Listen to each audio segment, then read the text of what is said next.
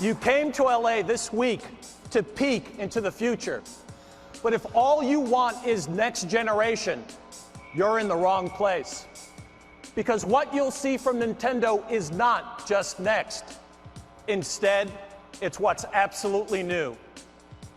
What we're unveiling is the next leap in gaming, to a place where playing is no longer just about looks, it's about the feel. Where it's no longer confined to just a few, it's about everyone. And most of all, the next leap is not about what you see, because what you see is not always what you get. The next leap is about playing, because playing is believing. Estamos en los 2000, una época en la cual se estaba avecinando la siguiente generación de consolas, en donde antes de eso Nintendo no le estaba pasando bien. Contexto: no le fue bien a Nintendo con la GameCube. Esta apenas vendió un tercio de lo que vendió la NES. Se avecinaban consolas como el Xbox 360 y el PlayStation 3, dos fuertes competidores. Así que sí, Nintendo necesitaba un hit. Y si bien pudo haber hecho lo mismo que la competencia con respecto a sus modelos e interfaces tanto de consola como de controles y la ergonomía que estos tenían, y en esa época la ergonomía en los controles ya era un estándar para la comunidad. Dicho esto, que inclusive el control de la GameCube, un control similar cuyo lanzamiento fue hace 20 años, sigue siendo relevante y utilizado. Entonces, ¿cómo pasamos de esto a esto? Una palabra: innovación. Así es como llega el Wii, una consola que presentaba los Wii Remote o Wiimote, cuya apariencia asemejaban a una versión compacta de un control de televisión, y que destacaban por su capacidad de detección de movimiento en el espacio y la habilidad de apuntar hacia objetos en la pantalla. La interfaz del control era la siguiente: en la punta de este emitía una señal la cual era captada por la antena y de esta manera podía apuntar o mover objetos de la pantalla. También estaban los botones, que estaban el botón Power o los botones de cruz, que era de arriba, abajo, izquierda, derecha, el botón A, que era para aceptar, el reverso, el botón B, que era para cancelar, el botón menos, que era equivalente al Select, el botón más, que era equivalente al Start, el botón Home, que era para ir al menú, y los botones 1 y 2, que eran equivalentes al X y Y. Al reverso estaba un botón cuya función era para enlazar el control con la consola. Y también traía una correa para la mano, para que no te pasara esto.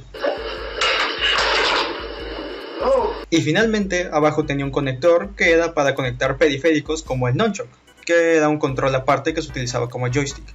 Y en ese control contaba dos botones, el C y Z, que se utilizaban para juegos específicos. Y no fue el único periférico, ya que metieron el volante para el Mario Kart, la guitarra para el Guitar Hero y la tabla del Wii Fit, entre otras cosas más. Por parte de la consola, en la parte frontal tenían los botones de Power, Reset, eyectar el disco y un botón para lanzar el control con la consola, una unidad para meter el disco y un compartimento que servía para insertar una memoria SD. En la parte trasera tenían los conectores, que eran para la fuente de alimentación, los cables RCA, o sea los de audio y video, ya saben, amarillo, blanco y rojo, esos mismos. Puerto para la antena, dos puertos USB y unos huecos para evitar el sobrecalentamiento. También en la parte superior del Wii tenía unos puertos para tarjetas de memoria y controles de la GameCube. Esto es ya que tenía retrocompatibilidad con los juegos y periféricos de la consola pasada. El menú de la Wii era algo simple. Literalmente era algo parecido a un televisor cuyas aplicaciones parecían mini pantallas, cuya única manera de entrar a alguna era apuntar y seleccionar. Ahora, como un jugador normal de videojuegos ya tienes esos conocimientos de cómo utilizar un control. Son cosas que ya de por sí tenemos arraigadas. Pero ¿qué me dices tus papás? O tus abuelos. Inclusive antes de enseñarles a jugar un juego, primero tienes que enseñarles a cómo utilizar el control. El Wii elimina esa curvatura de aprendizaje. Ya no tenían que aprender nada, ya que los juegos, como el Wii Sports, era simplemente agarrar el control y tomarlo con un bate o una raqueta y a jugar. De hecho, en su secuela, el Wii Sports Resort, tenía más juegos.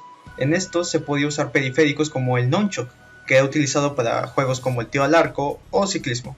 Nintendo había abierto el mercado para todos. De hecho, el Wii hizo algo que ninguna consola que he tenido haya hecho: involucrar. Ya que si me ponía a jugar el Xbox e invitaba a mis padres, ellos preferirían ver Netflix. Pero si se trataba del Wii, todos nos podíamos intentar romper el récord de mi jefe en el boliche. El Wii innovó con sus Wii Mode y después con el Wii Motion Plus y el Wii Remote Plus, que prácticamente calibraba y mejoraba la rapidez y fluidez en la detección de los movimientos. Y si bien con el tiempo la competencia había sacado sus propias cosas, como es el Kinect y el PlayStation Move, no era lo mismo. En uno podías captar gente muerta y en el otro, pues, No, no era lo mismo. El Wii se posicionó como la mayor consola vendida en esa generación, vendiendo 101.6 millones de unidades, mucho más que la competencia. El diseño de interfaz del Wii se convirtió en la base de lo que en el futuro serían sus consolas posteriores, llegando hasta con el Nintendo Switch, cuyos sensores de detección de movimiento fueron implementados en estos controles.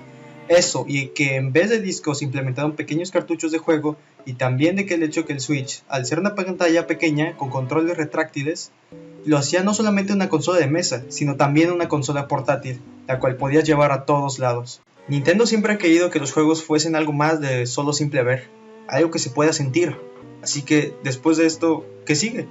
¿Qué sigue cuando tienes una consola mesa y portátil que puedes llevar a todos lados, jugar juegos a partir de tus movimientos y literalmente puedes jugar hasta Just Dance mientras estás en el avión, en el camión? Y es aquí cuando viene una propuesta u opinión personal mía.